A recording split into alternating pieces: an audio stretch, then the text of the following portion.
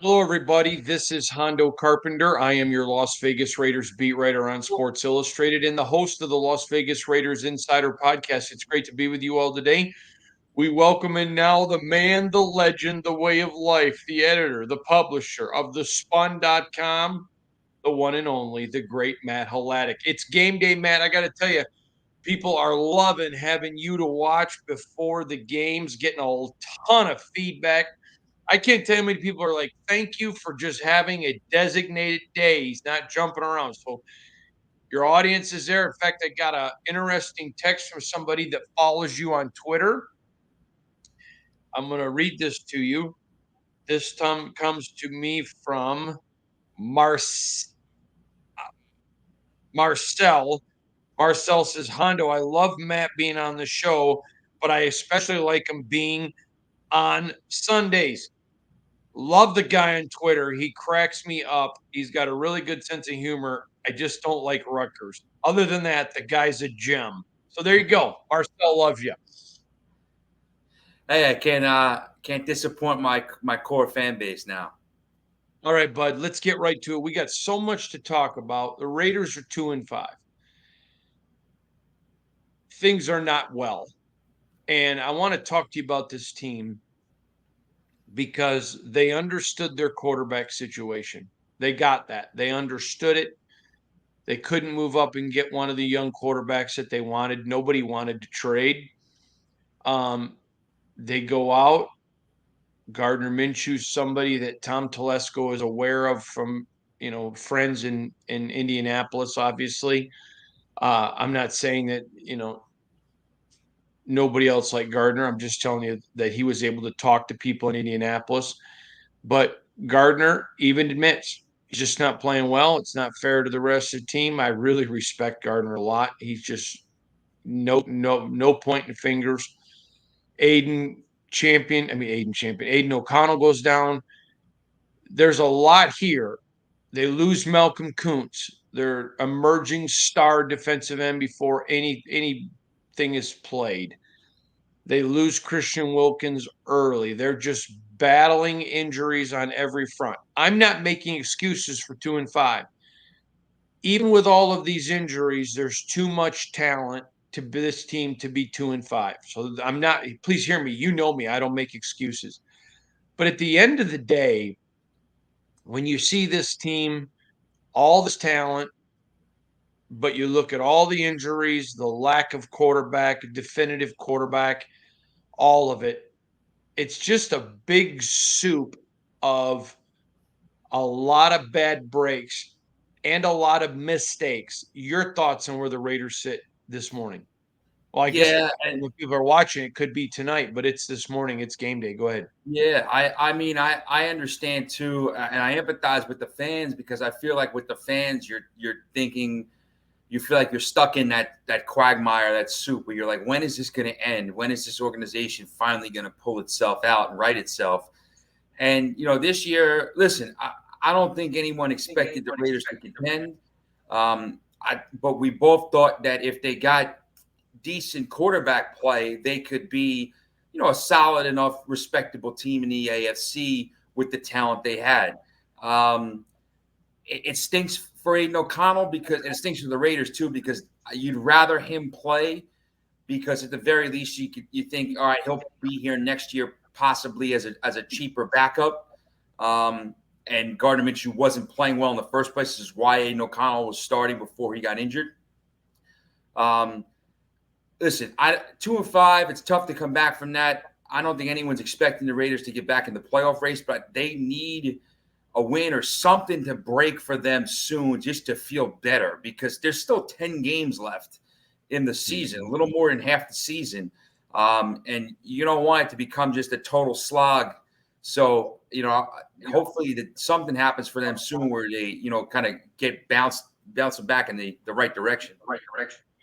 When you look at this schedule, though, obviously the Chiefs come to town today, which is going to be a very brutal game. It is going to be a massive Chiefs crowd. Massive Chiefs crowd.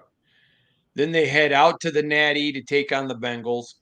I mean, they are looking uh, at 2-7 is an absolute legitimate possibility. I'm not saying that, and then this is the frustrating thing about the Raiders. They can beat both of those teams, but they're behind the 8 ball. I mean, listen, as good as Baltimore is, I was there in person. I saw that win. And when you look at this team, that's the frustrating part of it, is they're not good enough to beat other teams and themselves. In fact, maybe a week or two ago, I was in the locker room talking to Captain Colton Miller. And I said, the frustrating thing about this team is that they can beat anyone on this schedule. And they can't beat anyone on this schedule if they have to beat that team and themselves. That's the quagmire with the 2024 Raiders. Your thoughts? Right. I think that just illustrates the margins that your not, elite teams have in the NFL. For years, I would always say the difference between 10-6 and 6-10, when you still play 16 games, is it's a lot of times it's a lot thinner than you think. It's a few plays here or there throughout the season. Now, the difference between 6-10 and 12-4 is pretty large. Those teams are usually your real elite, top of the line teams with Super Bowl aspirations. But you look at the Raiders; they're 2-5. They have a couple of ugly losses in there, but that loss, they could have, a couple of things break differently. They could have beaten one of the LA teams. A couple of things break differently with the way the momentum shifted in Denver with that pick six. They were in control of that game. Carolina too, yeah. Although I didn't put Carolina in there just because Carolina kind of came out offensively that game and like guns blazing somehow. But that's a game on paper you think the Raiders can win. And that's the issue with the NFL. You see a lot of teams. Trust me, I'll give you look no further than here in New York with two other 2-5 teams. The Jets are looking at it saying we should have beat Denver. We could have beaten Buffalo or somebody like that. A couple close games. We could be 4-3, 5-2. The Giants are saying, if we had a little better quarterback play, we could have won one of the last two games. If we had a kicker in Washington week 2, we win that. We could be 4-3, 5-2. But that's the life in the NFL. That's the life with teams that are not great teams, that are just kind of fighting through the muck with a majority, of the league. I mean, I think 10 or 11 teams have only 2 wins right now through 7 weeks. So, I mean, that's a third of the league has only 2 wins. They're either 2-4, 2-5, or worse. So, it's a tough spot the Raiders are in. Totally agree with you. Let's talk about your thoughts now that the Tom Brady ownership is solidified. And, he's an owner now. He's going to have a very large voice. I don't think anyone thought he wouldn't. He's a proven winner, but we don't know him as an owner. I have said all along, I don't think you never know when you get a new person what their impact's going to be. But if you're trying to minimize risk, I think you're minimizing as much as you can when you add a Tom Brady to your organization because he's a winner, the way he prepares, the way he does everything. I'm not so sure that Raider fan fully grasps, and not because they're stupid. I don't think, though, they fully grasp how big of an influence he's going to have on this organization. I'd love your thoughts on it. Well, listen, we've seen these type of legends get involved either as general managers or owners or however in organizations in the NFL and other sports before. And, there's a lot of hope and sometimes it doesn't work out. But for me, I think that, again, there's the unknown factor. We've never seen Brady do this. But he's been successful at pretty much everything he's put his mind to. And I think if you're a Raider fan, you're saying, what else has worked for us the last, 20 years or so? Mm-hmm. Nothing really. So why not take a chance on bringing in someone with his pedigree, with his gravitas around the league and with the game of football, and has the experience and the knowledge he has, and seeing if it will help, especially considering the Raiders are going to be looking for their new franchise quarterback as soon as this offseason. And that's the decision that's going to shape the next 4 or 5 years of the franchise. So, for him to help in that area, listen, obviously the next guy isn't going to be as good as Tom Brady because who is, but Tom Brady can point out, what factors you want to look for in a franchise quarterback, what things, might pop up that quarterback will need to know and deal with and adjust to. So there's a lot of issues that I think he can be helpful for. So if I'm a Raider fan, I'm happy to try it out. I think that you're saying, hey, nothing else has really worked for us, so why not give this guy who's a legend and the greatest of all time a chance? I agree with you. I think it's going to be fascinating. Let's talk about Richard Seymour Mm-hmm. because a lot of people are not talking about him getting added. This is a man who is considered a business savant. He's a tremendous businessman. He was known as a very smart, high football IQ guy. And more than one person has called him nothing short of a gentleman. I think to add a Tom Brady with all of his notoriety is a big deal. So I'm not underscoring Tom Brady. And I don't think, but I also think because Tom Brady is Tom Brady, people are overlooking adding a Richard Seymour. I think this was a great addition for the Raiders. Sure. Again, you get is more guys that know the culture of the franchise. Obviously Richard Seymour played for the Raiders. Um, and kind of understand they were there for the winning days. And I listen, I get Raider fans, you're worried to go. And there's some hesitation to go back to the past because of what happened with John Gruden. And I don't normally I don't advocate for going back to your past if you're a team or school or organization, because I think it's really hard. Even if there was a lot of success there, it's really hard to achieve that again and live up to what the memories were or what the past was. But I think that Richard Seymour is a good guy to have in the mix because I think that it's just another voice that's capable and understands what it takes to win in the NFL and has won at the highest level he won with Brady New England when the organization was the model of the NFL. So I think it's a good resource for the Raiders to have, good resource for Mark Davis to have. I agree. Let's talk about the Raiders because they're searching for an identity. And here's what I mean by that. We know what they are defensively.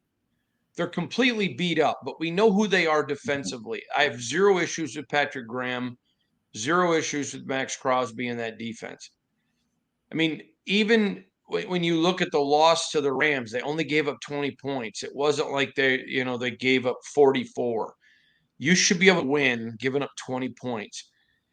But you offensively, they're going against they know that Antonio Pierce wants an attacking offense, wants to take shots down the field, but wants to pound the football and minimize turnovers. Gardner Minshew has 4 turnovers. They're going against the worst running team that they were able to run against in LA. And they throw 44 times and only run 29, even though they were being successful running the football. It literally was nonsensical to me.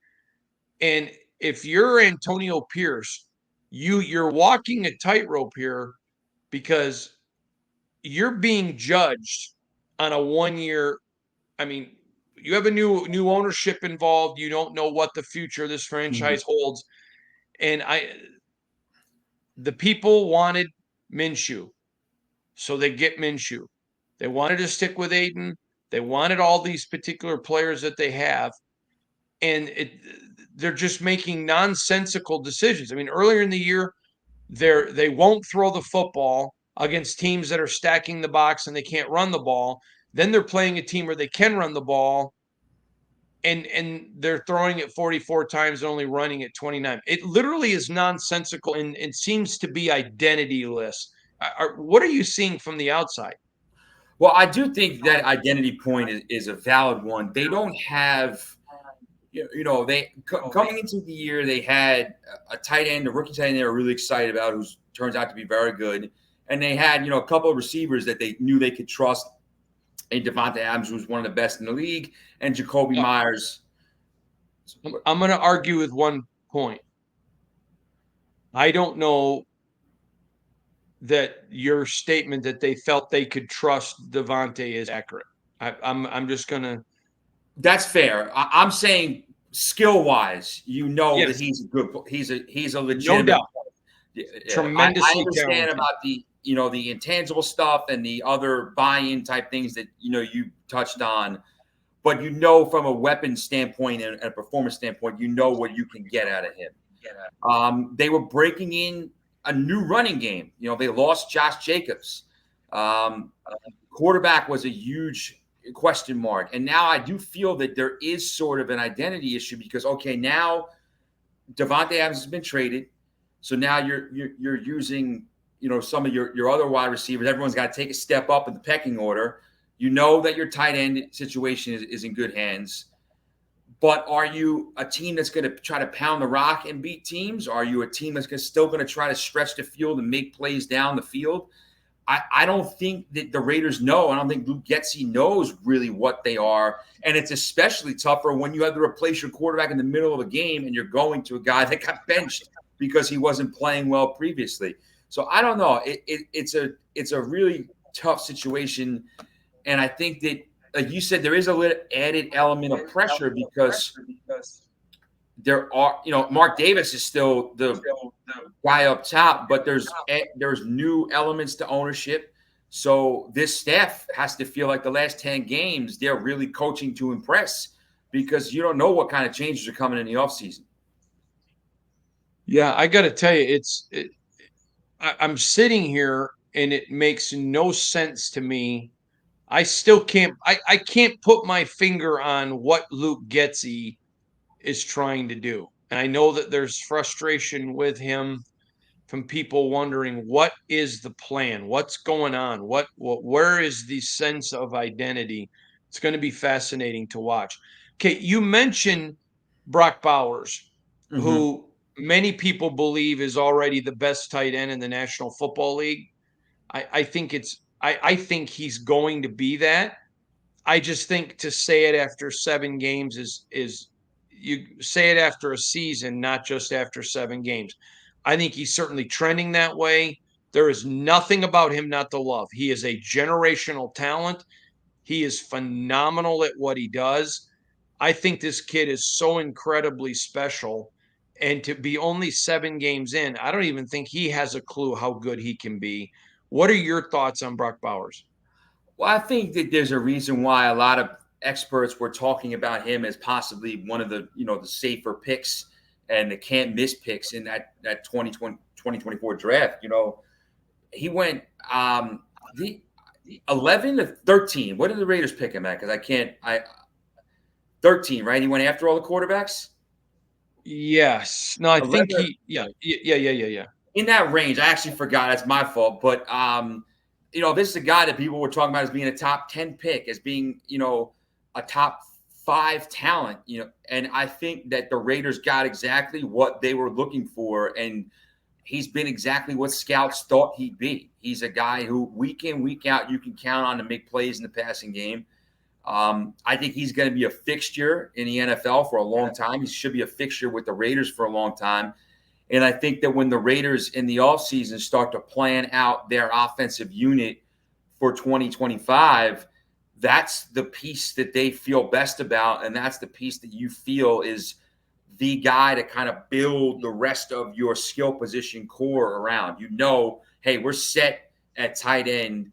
How do we improve at receiver? Obviously, the most important question is quarterback, of course, the most important position in the, on the team. But you have a tight end that you're set with for the next few seasons, and I expect beyond that because I think they're going to try to, re-sign him as soon as possible. Let's talk about the Chiefs, man. They go out and get Hopkins. They are not wasting any time. There's blood in the water, and they're the Sharks. Well, I think the interesting thing with the Chiefs is that they're, coming into today's game, they're 6-0 and they look like the best team in football again. But they haven't looked like the Chiefs that we've expected. Patrick Mahomes only has 6 touchdown passes in 6 weeks. He has more interceptions than touchdowns. The offense has not been explosive. It's really been Steve Spagnuolo and that defense that's carrying them. And listen, we saw how good the defense was the last 2 Super Bowl runs because the defense played a major role. I think the defense has been underrated in Kansas City for a few years because of how good Patrick Mahomes is and how good their offense has been. But this offense is shaky, and I think it makes people feel like 6-0 record, yes, but if it continues like this, the Chiefs are vulnerable in January. Now we'll see what DeAndre Hopkins adds. He's not the DeAndre Hopkins from a few years ago, but he's still a really good player who I think was limited in Tennessee by the quarterback situation just being a mess. I think he'll be good in Kansas City. How good he'll be right away or how they kind of try to integrate him into their offense, we'll see. But it can't hurt to give Patrick Mahomes another proven guy on the outside, another playmaker. So we knew they'd get a receiver. There was some, there were the Cooper Kupp rumors, and they were linked to a few other guys throughout this process. But, DeAndre Hopkins it is, and I think it's a good move. What were yours? All right, I want to say this to you. And you know this because you and I are not just people who do a podcast every week, which we have for many, many years. We're personal friends. You know this. Take everything away off the field. I thought the Browns trade for Deshaun Watson was completely stupid. I know there were Raider fans that wanted the Raiders to trade for him, and I'm like, what are you thinking? This guy's talent isn't what it used to be. He's already on the downward side of his career. Again, take all the off-field issues away. But it's not his fault, the contract that the Browns gave him. In fact, God bless him. I'm a free market capitalist. I love people to prosper and succeed. But when he went down and fans cheered, that baffled me. I literally wanted to say to people, listen, you don't like the way he plays, you don't like the contract, boo your owner, boo your general manager. They all deserve it. That was the worst contract in NFL history.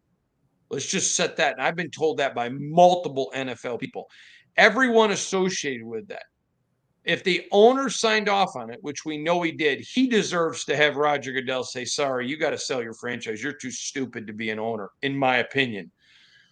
That being said, when you boo a guy who gets injured, now I have defended Browns fans because I think that's an amazing fan base. I'm from the Midwest. I've had a firsthand view of them many, many times. That stung me. I wasn't cool. I didn't like it. That stunned me. And I'm going to tell you something. I know for a fact that hurt their organization. I know it went around the league. And again, I had multiple players tell me, take what he did off the field away from it. Nobody's excusing it, nor even bringing it into the conversation. But that are like, listen, take that away. You guy just suffers a major injury on his home field and he's being booed. That was a terrible look for the city. It was a terrible look for the fan base. As bad as ownership and management look for giving the contract, the fan base, in my opinion, looks even worse. And that is going to hurt them significantly with free agents moving forward. I was stunned. What were your thoughts? Yeah, well, I'll say this first. Because of what he's accused of doing off the field and the breadth and the depth of all those different allegations and lawsuits and all the stuff, it's tough to view, I think impossible to view Deshaun Watson in most cases as a sympathetic figure because I think that there's 100%. just – so I'll start there. On principle, in terms of booing or booing when guys get hurt, or cheering, in this case, cheering when guys get injured, it's never really a good look for the fan base, because here's the issue. Now, listen, I didn't love the way Myles Garrett and Jameis Winston, some other guys came out and spoke overly glowingly of Deshaun Watson, because again, even though that's their teammate, this stuff in his past, and that. But I'll say this. I think what would have been fine for them to say would be, listen, we understand the fans' frustrations with our record. We understand the fans' frustrations with performance, but players are laying their bodies on the line each week. They're risking injury, risking their health. It doesn't feel good or seem good to see fans cheer when a guy gets injured. You don't have to cheer. You don't have to, give him a supportive cheer as he's getting carted off like you see fans do or something like that. You could just sit on your hands. But I do think that the issue is that it's going to happen with a player and a team down the road where the guy doesn't have the off-field problems that Deshaun Watson has. He's just not a good football player. And fans are going to cheer, and it's going to look bad. That's the only thing. And I want to make this clear. Mm-hmm. When I say take away what he did off the field, it doesn't mean that you take it away. We all know. I'm not justifying it. Mm-hmm. I'm just saying, and again, it was a bad look for the fan base Mm-hmm. from future players mm-hmm. who are thinking, okay, wait a minute, what? I mean, I know teams that have gone up against the Raiders for a free agent and have shown them tweets about how Raider fans will tweet at their players when they're mad at them, and have used that against the organization. This was a stadium, and it wasn't everyone in the stadium, but this was a loud boos raining down on a player being carted off the field. That's my point. Again, I am in no way justifying anything off the field. I'm just saying, even setting that aside, a player goes down. That's the look I'm talking about. Mm-hmm. Was phenomenal to me. I've only seen it that bad one other time, and I'll tell you about it. Was Michigan State years ago playing in Ann Arbor against the Wolverines in football. Drew Stanton, my guy, Mm-hmm. and 14 years in the NFL, Super Bowl winner, second round draft pick of the Detroit Lions. And Drew is carving up the Wolverines. They are just kicking the Wolverines' butt. And Drew is a very mobile quarterback. He was beating him with his arm. He was beating him with his legs. And he takes a hit, a fair hit, good hit, nothing dirty. And he goes down. And I think it was in the fourth quarter. It may have been late in the third, but I think it was in the fourth. He goes down, and they're taking him off the field, and the crowd's cheering. And I could not believe that. To me, it's that's why when I say take away off the field, I'm not in any way justifying it. I'm not saying it's right. But the point is, he paid his punishment. He's on the field. And that was just, that's going to come back and hurt them, I think, in the future in a big way. All right. Last thing I have for you. The NFL is getting close to the halfway point. Not this week, but next week will be the halfway point. Is there anything about the 2024 season in totality that is surprising you about the NFL this year? I don't know if it's a total surprise, but there's two things. I'm a little surprised, and I know they're dealing with a ton of injuries. There's mitigating factors, but seeing the Niners at 3-4 going into tonight against Dallas is kind of crazy. But I do think it's been kind of jarring seeing how many, and again, there's more year to come, how many bad teams there are. Like just teams that are not, they're offensively bad product week in and week out. I don't know if some of it is just, if it's coaching. I don't know if some of it's just there's not enough quarterback talent to spread around in the league. But there's a lot of just poor teams to watch, and it's rough because, like I said, you look at right now. I'll pull the draft order up very quickly so I make sure I get this right. Going into these games today, the 11 teams have 2 wins. You know, 2-4. 5 teams are 2-5, and 4 teams are worse than that. And then if you get into, there's a couple of more teams that are 3-4, so 14 teams have losing records. And it's just is like, again, that some of that's going to change. It's going to shake out differently as the year goes on. But it's just it's been jarring how much mediocrity there is in the league so far this year, in that middle and the bottom tier. Tell you what, the NFL, Roger Goodell specifically wanted parity. He got it. And I'm gonna say one thing to you. I was talking to a former NFL executive this week, a very, very a former general manager, and we were talking about the NFL. And this is where this question comes about. And anyone talking about expansion needs to look at where the NFL is right now. I mean, I think they need to make the rosters bigger, but you don't need any more teams. You've already diluted the NFL product with so many bad players. I think if anything, what you're seeing now is a message that there doesn't need to be expansion.